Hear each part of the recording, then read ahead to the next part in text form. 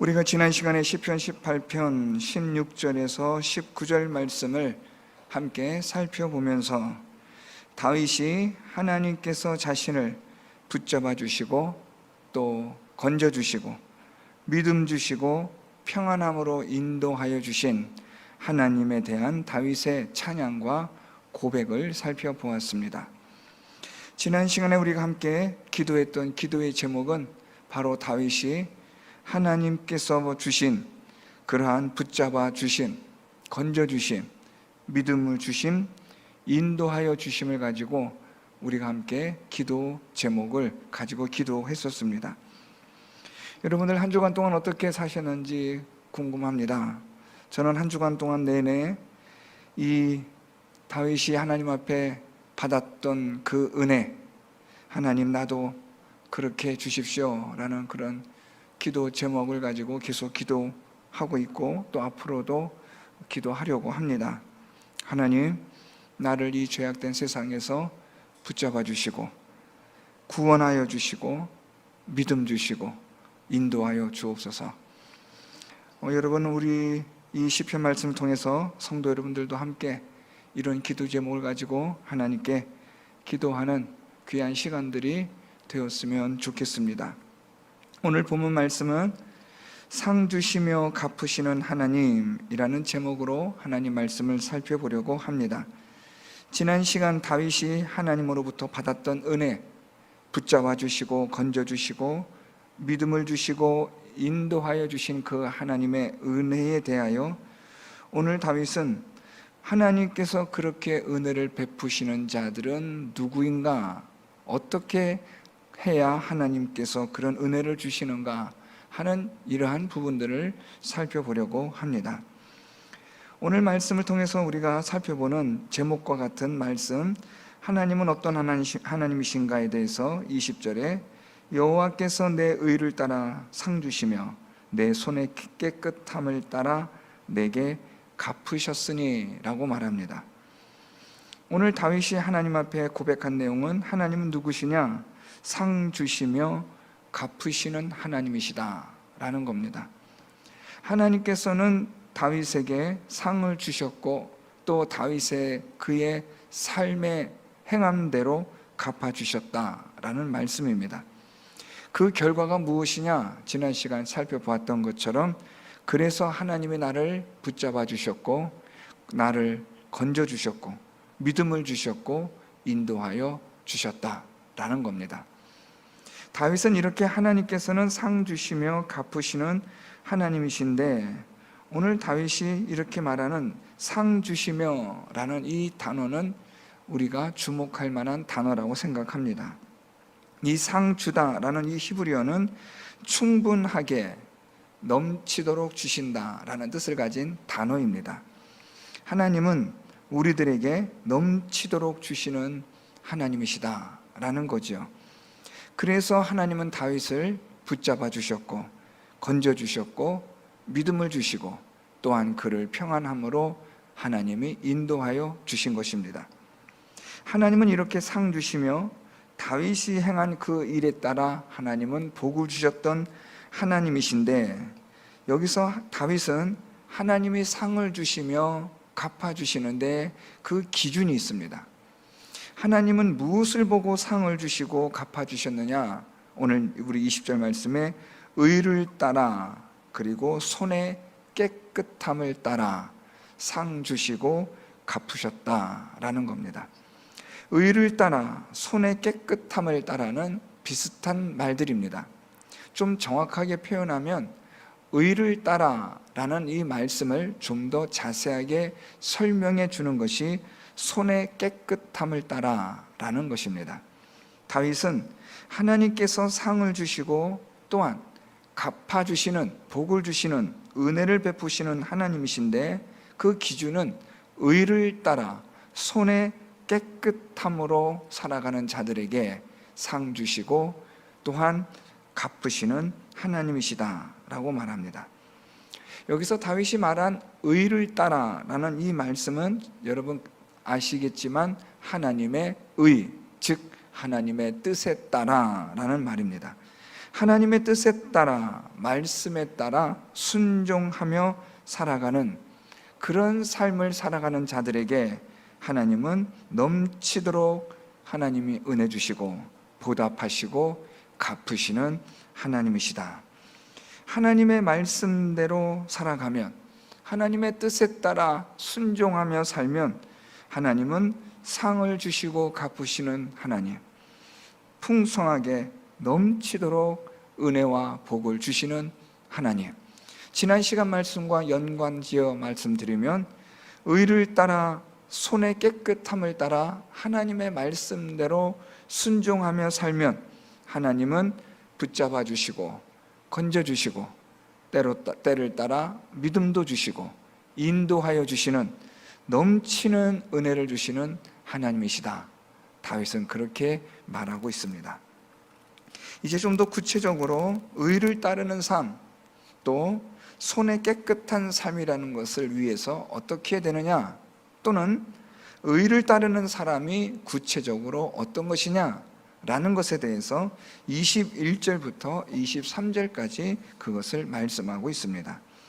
21절 말씀에 의를 따라 깨끗하게 살아가는 그런 삶에 대해서 21절에 보니까, 이는 내가 여호와의 도를 지키고 악하게 내 하나님을 떠나지 아니하였으며 라고 말합니다.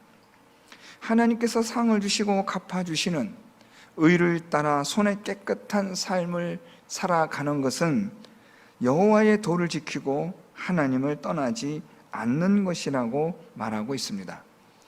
자, 여러분, 여기서 다윗이 말한 여호와의 도를 지키고 하나님을 떠나지 않는다, 여기서 여러분 중요한 이 가운데서 여호와의 도를 지키고 하나님을 떠나지 않음, 여기에서 여러분들이 둘 중에 하나를 보다 더 중요하다는 것을 고르라고 한다면 어떤 걸 고르시겠습니까? 하나님을 떠나지 않음입니다. 왜냐하면 하나님을 떠나지 않기 위해서 하나님의 도를 지키는 것이 되기 때문입니다. 그러니까 하나님의 도를 지킨 그 결과가 무엇이냐, 또는 하나님의 도를 지키는 목적이 무엇이냐라고 할 때 그것은 하나님을 떠나지 않음입니다. 이 말은 거꾸로 말하면 많은 사람들이 하나님을 떠난다라는 것입니다. 다 자기 욕심대로 죄에 유혹받아 미혹받는 대로 살아갑니다. 사람들은 자기 욕심대로 욕심의 유혹이 되어지고 그 탐심에 의해서 자기 마음대로 살아가는 것, 그것이 바로 오늘 본문에서 하나님을 떠나지 않음과 정반대되는 것을 말해주고 있습니다. 오늘 다윗은 하나님께서 상을 주시고 갚아주시는 그러한 복을 받는 그 이유, 구체적인 그것을 설명하는데, 첫 번째는 하나님을 떠나지 않음입니다. 우리가 하나님을 떠나지 않아야 하나님께서 우리에게 넘치는 은혜와 복을 주시고 우리의 삶을 따라 하나님께서 갚아주시는 은혜가 있습니다. 그 첫 번째는 하나님을 떠나지 말아야 합니다. 하나님을 떠나지 않기 위해서는 하나님 말씀대로 지키며 사는 겁니다. 하나님 말씀을 지키면, 순종하면 그 결과 하나님을 떠나지 않는 우리들의 삶이 되는 겁니다. 하나님께서 상을 주시고 갚아주시는 그러한 은혜와 복을 받으려면 우리가 하나님 앞에서 의를 따르고 손에 깨끗한 삶을 살기 위해서는 하나님을 떠나지 않아야 한다라는 첫 번째 다윗의 말을 살펴보았습니다. 두 번째는 22절 말씀인데요, 그의 모든 규례가 내 앞에 있고 내게서 그의 율례를 버리지 아니하였음이로다 라고 말합니다. 오늘 여기서 다윗이 말하고 있는 하나님의 규례가 내 앞에 있다라고 말합니다. 그래서 하나님의 율례를 버리지 않았다라는 겁니다. 하나님의 규례가 내 앞에 있고 하나님의 율례를 버리지 않았다라는 다윗의 이 고백에서 중요한 것은 앞절의 말씀과 비슷하게 내 앞에 있다라는 데 중요점이 있습니다. 하나님의 규례, 하나님의 율례, 이 모두는 하나님의 말씀을 뜻하는 표현입니다. 다윗은 하나님의 말씀이 내 앞에 있으므로 내가 하나님의 말씀을 버리지 않았다라고 말합니다. 중요한 것은 무엇이냐? 하나님의 말씀이 내 앞에 있어야 한다라는 거죠. 우리가 첫 번째 살펴봤던 것은 하나님을 떠나지 않은, 이것이 중요한 것이고, 그러기 위해서 하나님의 말씀을 지키며 순종했다라는 것을 보았습니다. 두 번째 22절에서는 무엇이 중요하냐? 하나님의 말씀이, 규례가 내 앞에 있다, 이게 중요합니다. 그래서 하나님의 율례를 버리지 않는다라는 말입니다. 자, 그러면 하나님의 규례가, 율례가 내 앞에 있다라는 이 말의 의미가 무엇이냐라는 겁니다. 내 앞에 있다라는 이 히브리어의 표현은 가까이 하다라는 뜻을 가진 단어입니다. 즉 하나님의 말씀이 내게 가까이 있다라는 말입니다. 다윗은 하나님께서 상을 주시고 갚아주시는 그런 은혜와 복을 받을 수 있었던 두 번째 이유는 하나님의 말씀을 가까이 하였다라는 겁니다. 하나님의 말씀을 가까이 하였다라는 말은 단순히 물리적 거리감을 말하는 게 아닙니다. 성경책이 내 옆에 가까이 있다, 이 얘기가 아니라 하나님의 말씀이 내게 가까이 있다, 내 앞에 있다라는 말은 이 하나님의 말씀을 내가 주야로 묵상한다라는 뜻입니다. 하나님의 말씀이 가까이 있게 하는 삶, 하나님의 말씀을 늘 항상 생각하는 생활, 하나님의 말씀이 우리 마음속에서 떠나지 않는 그런 삶, 바로 이런 삶이 하나님의 말씀을 버리지 않게 하고, 그래서 하나님께서 상을 주시고 갚아주시는 은혜와 복을 받는 다윗이 된 겁니다. 하나님의 말씀을 늘 항상 묵상하고 그 하나님의 묵상한 말씀을 깊이 생각하는 가운데 하나님은 다윗을 붙잡아 주시고 건져주시고 믿음을 주시고 인도하여 주시는 넘치는 은혜와 복을 주신 겁니다. 하나님의 말씀을 묵상하였기 때문에 이 다윗의 삶은 의를 따르는 삶, 손에 깨끗한 삶을 살아가는 그런 다윗이 될 수 있었다라는 것입니다.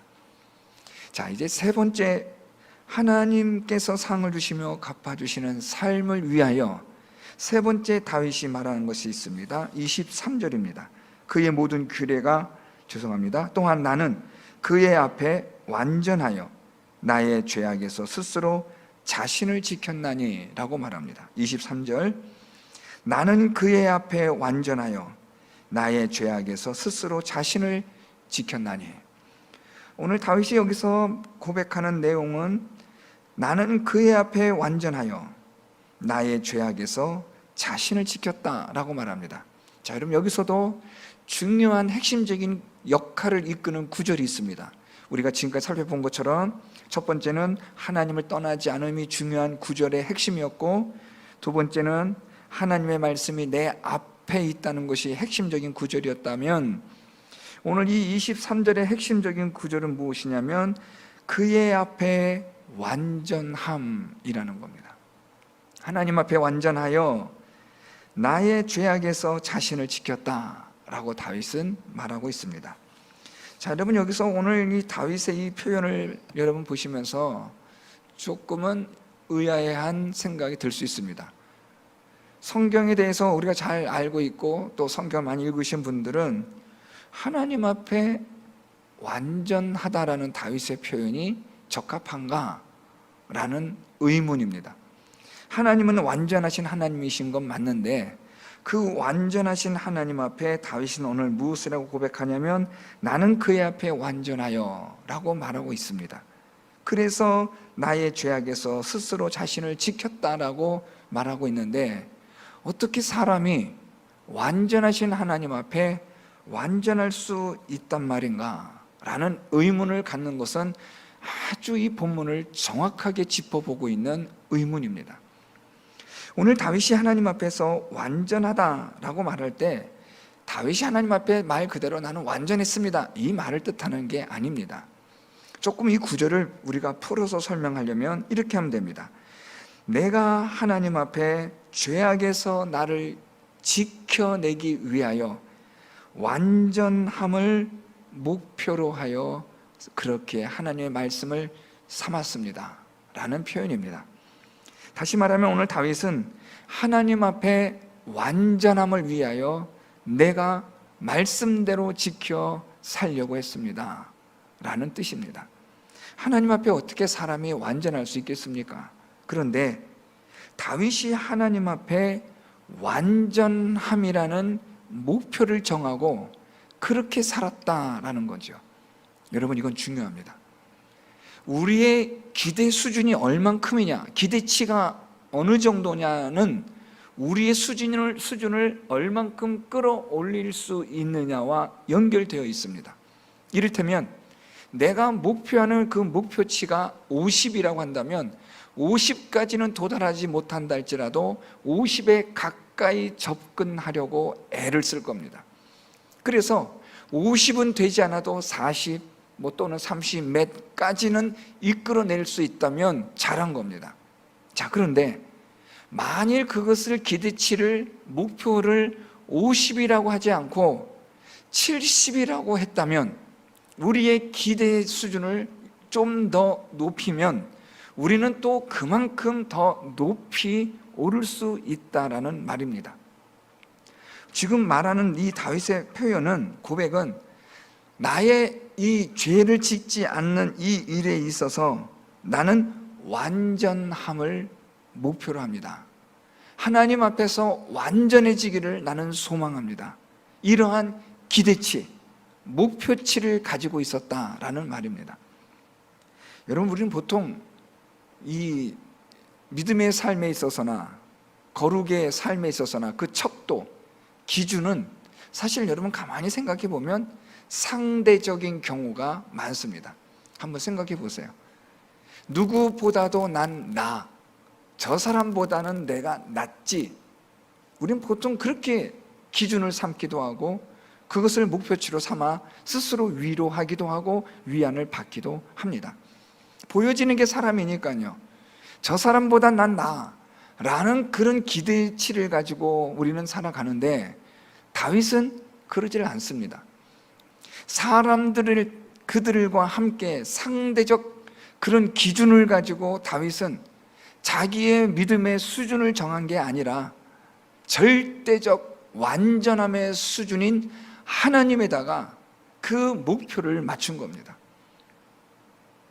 상대적으로 사람에게 맞추는 그런 누구나 할 수 있는 그런 기대치가 아닌, 생각할 수 없는, 감히 범접할 수 없는 최고의 완전의 수준인 그 하나님에게 다윗은 목표치를 정한 겁니다.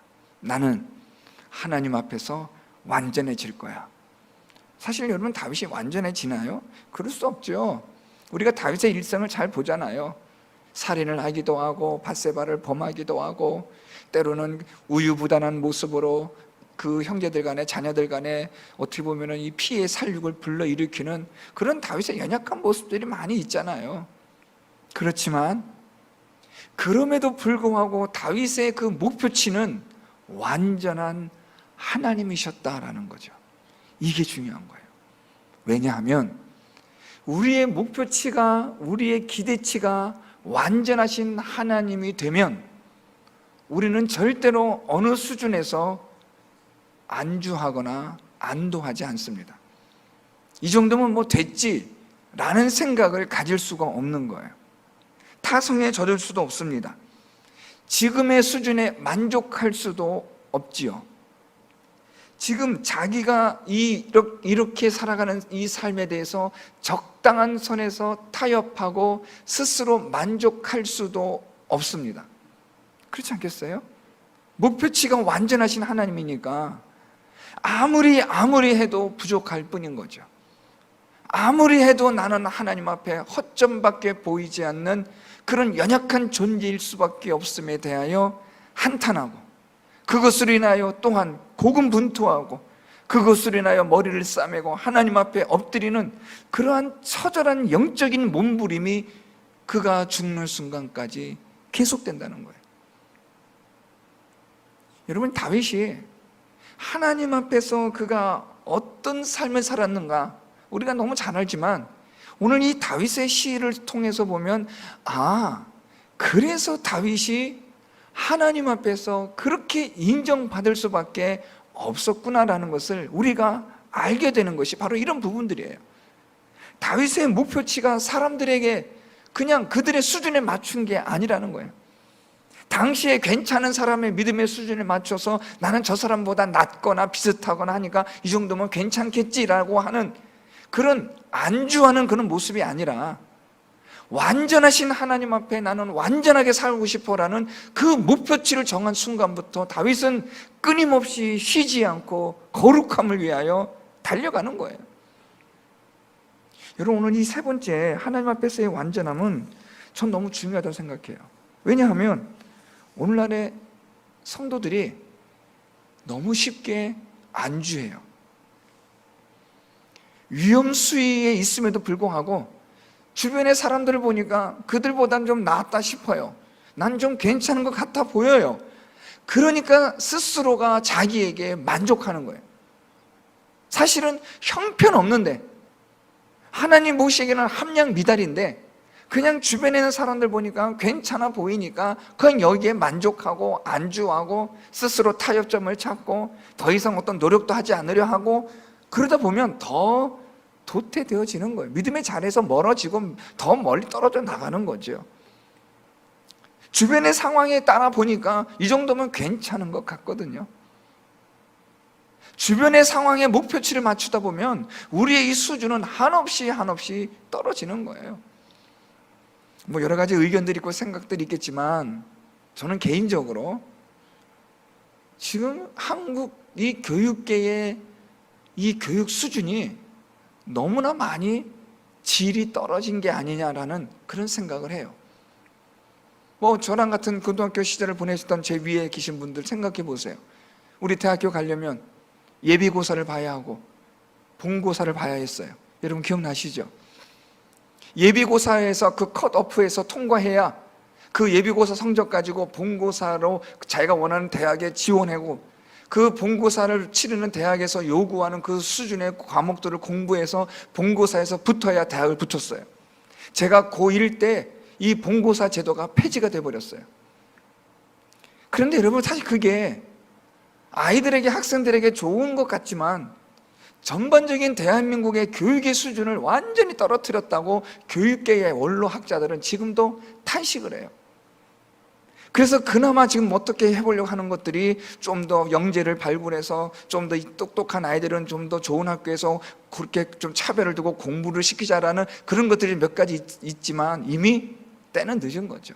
아이들의 수준이 너무너무 떨어졌어요. 제가 고등학교 때만 해도 여러분도 생각해 보세요. 학교에서 읽으라는 책들이 엄청나게 많았어요. 그렇죠? 한국 단편 문학전지 40권, 50권씩 1학년 때, 고1 때 다 읽어야 하고, 세계 문학전지 같은 것도 다 읽어야 하고, 우리가 읽고 이해하고 풀어야 될 것들, 수학 책들이, 영어 책들이 얼마나 많았어요. 그런데 이 모든 것들이 다 사라져버리고 한 과목, 두 과목 가지고 그냥 잘하면 대학 가는 그런 시대가 되어지다 보니까 오늘 한국 교회, 한국 교육계의 이 수준이 얼마나 많이 떨어졌습니까? 지금 뭐 다른 이 OECD 국가에 비하면 우리나라의 교육 수준은 뭐 여러 가지의 뭐 환경은 좋아질지 몰라도 정말 그 안에의 질적인 수준은 현저히 낮은 거죠. 좋은 게 아니라 목표치가 정말 어디에 있느냐, 이건 너무나 중요한 거예요. 뭐 교육에 관한 뭐 다양한 의견들이 있으니까 제가 뭐 굳이 저의 개인 의견을 뭐 주장하는 건 아닙니다. 학자들이 그렇게 이야기를 한다는 걸 말씀드린 거고요. 우리의 영적인 수준에서 우리의 기대치가 뭐냐, 여러분 이건 중요합니다. 여러분의 믿음의 목표치는 어디입니까? 오늘 다윗은 자기의 믿음의 목표치를 완전하신 하나님에게 두었어요. 오늘 말씀 다시 볼까요? 오늘 23절에 또한 나는 그의 앞에서 완전하여 나의 죄악에서 스스로 자신을 지켰나니라고 말해요. 하나님 앞에서 내가 완전하게 내 죄악을 내가 지키려고 했습니다. 목표치가 하나님의 완전함이에요. 하나님의 완전하신 그 거룩함에 이르려고 얼마나 많이 애를 쓰고 애를 쓰는지 몰라요. 요즘 제가 존 오웬의 영적 사고방식에 관한 책들을 읽고 있습니다. 1700년도, 1800년도에 있었던 청교도들의 책들을 제가 보는데요, 그때의 수준, 그때 믿음의 그 사람들의 수준과 오늘 이 시대의 우리들의 믿음의 수준을 생각해 보면 정말 부끄러워요. 말로 표현할 수 없을 정도로 수준이 낮아졌고, 이게 무슨 우리가 교회 다니는 거 맞나? 이거 믿음 생활 제대로 하는 거 맞나? 할 정도로 말도 되지 않는, 정말 엉터리 믿음 생활을 하고 있지 않나라는 두려움이 들 정도예요. 그때 그 당시에 17세기, 18세기에 청교도의 그런 운동을 가지고 하나님 말씀으로 돌아가려고 하고 하나님의 말씀을 연구하고 어떻게 해서든 간에 하나님께 가까이 나아가려고 했던 그들의 그 책들을 읽어보면, 그들의 일기를 읽어보면 오늘 우리의 믿음 생활은 가짜입니다. 그만큼 우리는요, 이 믿음의 수준이, 그 믿음의 질이 아주 나빠요. 엉뚱한 데 만족함을 누리고 적당한 선에서 타협을 찾고 타성에 젖어버렸고, 오늘 다윗처럼 우리가 하나님의 완전하심에 목표를 두지 않는 이상 우리는 어느 시점에서 멈추고 말 겁니다. 이 정도면 됐지, 스스로 안주하고 만족하는 거예요. 그러다 보면 믿음의 자리에서 계속해서 밀려나는 거죠. 저는 가끔씩 이런 생각합니다. 이 세상, 이 지구상에 하나님으로부터 택함을 받은 많은 주의 백성들, 주님 재림하시고 하나님 앞에 서게 될 때 많은 사람들이 하나님을 찬송하며 할 때 내 자리는 한 몇 번째쯤 될까? 저 혼자 그냥 그런 상상을 합니다.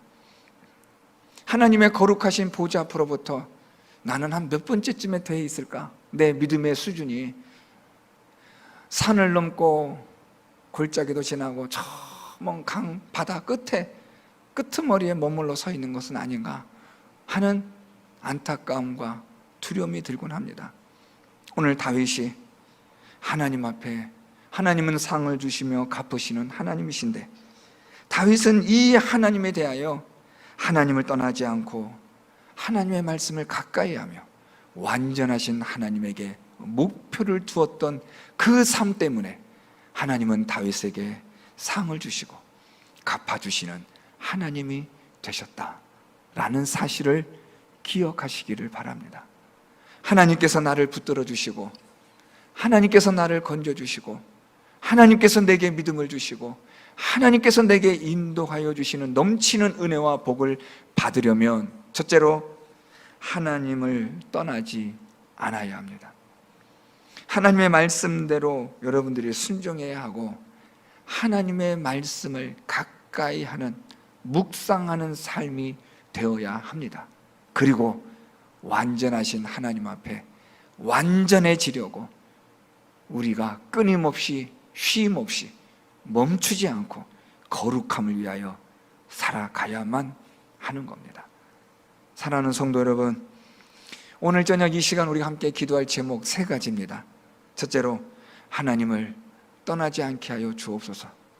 두 번째, 하나님의 말씀 가까이 하는, 묵상하는 그리스도인이 되게 하여 주옵소서. 세 번째, 완전하신 하나님이 내 믿음의 목표가 되게 하여 주옵소서. 이 기도 제목으로 오늘 밤에도 하나님께 부르짖고 간절하게 기도하는 저와 여러분, 우리 모두가 될 수 있기를 예수 그리스도의 이름으로 축원드립니다.